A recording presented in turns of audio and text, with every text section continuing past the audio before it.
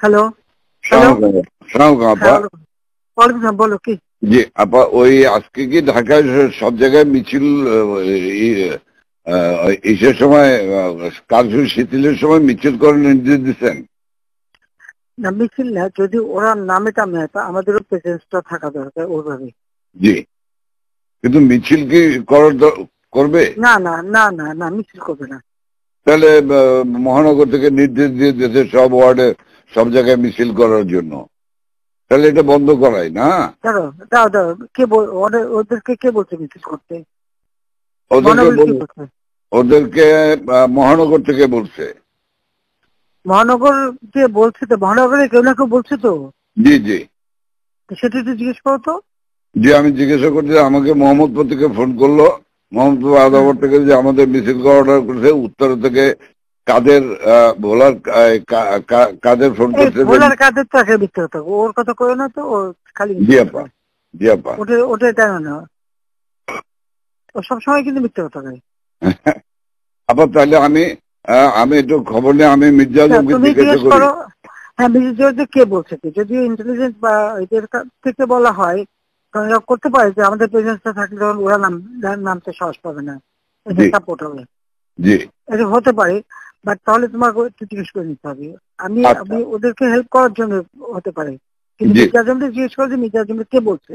জি, জিজ্ঞেস করে আমার জানাও। আমি জানছি। আর আপা ওই যে তালিকাটা তৈরি করতে বলছেন, একটা তালিকা তৈরি করছি, তা আমি রেডি হয়ে গেছে, আমি আপনার কাছে আজকে হ্যান্ড ওভার করবো, আপনি পিএমও থেকে ফেরার সময়, বুঝলে? হ্যাঁ ঠিক আছে। আর আপা একটা বিষয় একটু বলি, আমু ভাই 14 দলের মিটিং ডাকছে তার বাসায়, তো আমি যাব, আমাকে যেতে বলছে। যাবা? আচ্ছা যাও।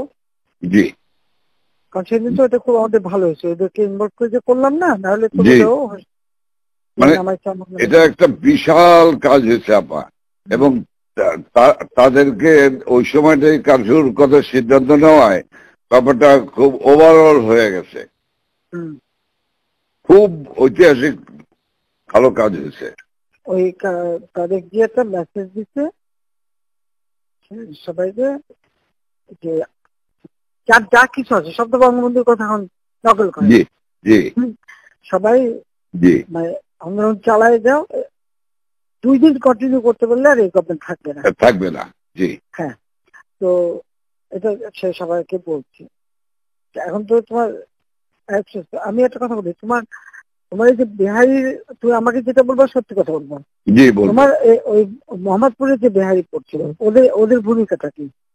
ওদের ভূমিকা ভালো আপা, শুধু এখানে সেন্টু কমিশনার আছে একটা, এই যে কালপিট জাতীয় পার্টির, হ্যাঁ, ও একটা কালপিট, ওর সঙ্গে কয়েকটা ছেলে আছে জাতীয় পার্টির সঙ্গে, ও তো ওই এলাকার কাউন্সিলর, ওর কাছ থেকে বেনিফিট নেয়। এই গুটি কয়েক ছেলে, ধরেন 15-20টা ছেলে, তারা সব আমাদের সেন্টু হলো সমস্ত রুট, মানে রুট অফ অল ইভিল। ওটাকে ধরাবো, ওটাকে ধরবে। আর এছাড়া আমার মোহাম্মদপুরের সব ঠিক আছে, শুধু পল্লবীটা ডিস্টার্ব। আজকে ওরা সব ক্যাম্পে নিয়ে পল্লবী সব নিয়ে মিটিং করতেছে। ওই নাসিমানির ছেলে হারুন, ও চলে আসছে রংপুর থেকে, ও চলে আসছে, ও মিটিং করতেছে আজকে, আইসে ও স্টেটমেন্ট করবে একটা। আমি বলছি তোমরা স্টেটমেন্ট করো, ঠিক আছে, ওরা আজকে স্টেটমেন্ট করবে আপাত। কিন্তু সেন্টুরি ধরলে তো আবার জাতীয় পার্টি চাপবে। চুপ করো, জাতীয় পার্টি যেতে আমাদের কি আসে যায়? আচ্ছা, বাহ, আমার জাতীয় পার্টি আর কত দরকার নেই পার্টির। না না, ওই যে জিন্না লাশ, আমি বলে দিচ্ছি, যেটা ডিস্টার্বিং এলিমেন্ট বলো, আমি এবার একটা থাকবো না, সব সাফা করবো। জি আপা, জি আপা, একদম এবার ছাইকা ফেলতে হবে আপা। আমি তো বলছি ওই যে কুইল বস্তিতে সবগুলি যে ওখানে ঠুসে ওখানে থাকে, তোমার এই বিহারি বস্তিতে থাকে, আবার কিছুই না, সব জায়গায় একটু সার্চ করো। জি আপা, সার্চ করা। জি আপা, ব্লক রেড করতে হবে, চিরুনি অভিযান, সেটাই চলতেছে এখন, সেটা চলতেছে, কিন্তু শেষ সাথে। জি আপা, বাঁচতে যেমন কিনছি, বাবরে বাবা। আর আমি ওইটা খবর নিয়ে আজমের কাছে খবর নিয়ে আমি আপনাকে জানাচ্ছি। শব্দ দিক থেকে নাই, হ্যাঁ তুমি আমাকে ওইটা জানাও, এটা খুব দরকার। হ্যাঁ আচ্ছা জি জি।